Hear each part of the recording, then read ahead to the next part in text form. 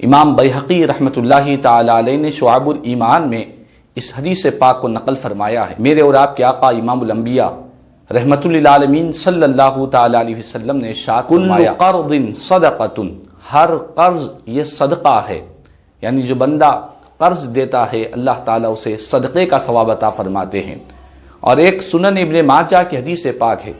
نبی پاک علیہ الصلوۃ والسلام نے ارشاد فرمایا کہ معراج کی رات جب میں جنت میں داخل ہوا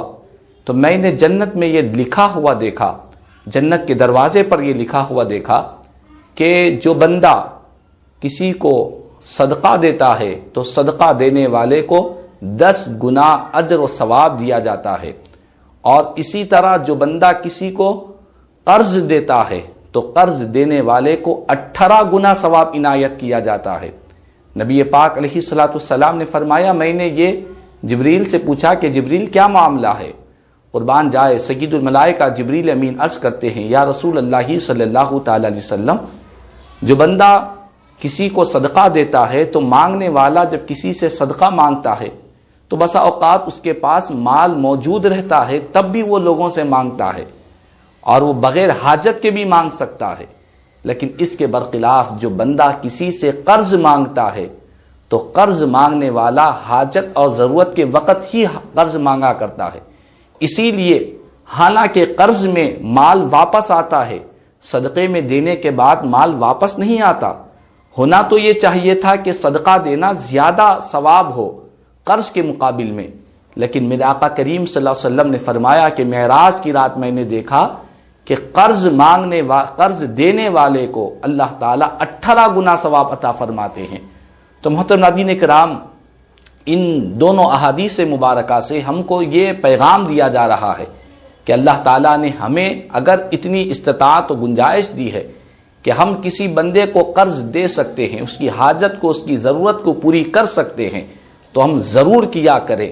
یہ بہترین موقع ہوتا ہے، اللہ کی طرف سے انعامات ملتے ہیں۔ حدیث پاک میں نبی پاک علیہ الصلوۃ والسلام نے ارشاد فرمایا کہ جو بندہ لوگوں کو قرض دیتا ہے اور قرض دینے کے بعد اور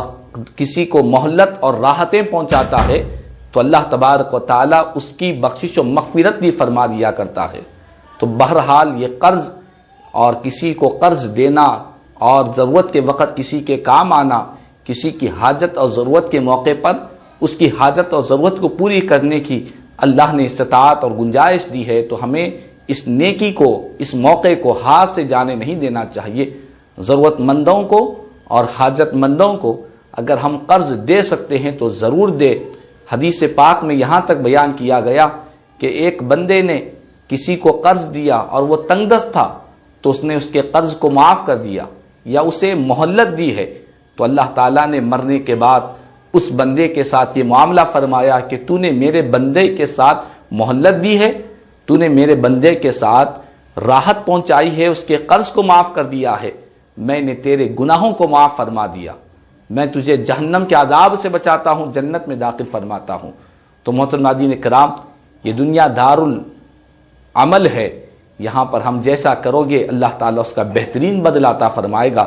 ہمیں کسی کو قرض دینے میں آگے پیچھے نہیں ہونا چاہیے، اللہ نے استطاعت دی ہے، گنجائش دی ہے، اور ہمیں معلوم ہے کہ جس کو ہم دے رہے ہیں وہ ضرور واپس کرے گا، تو ہم ضرور بضرور اس کو واپس، اسے قرض دینے کی یہ نعمت کو ضرور حاصل کرنی چاہیے۔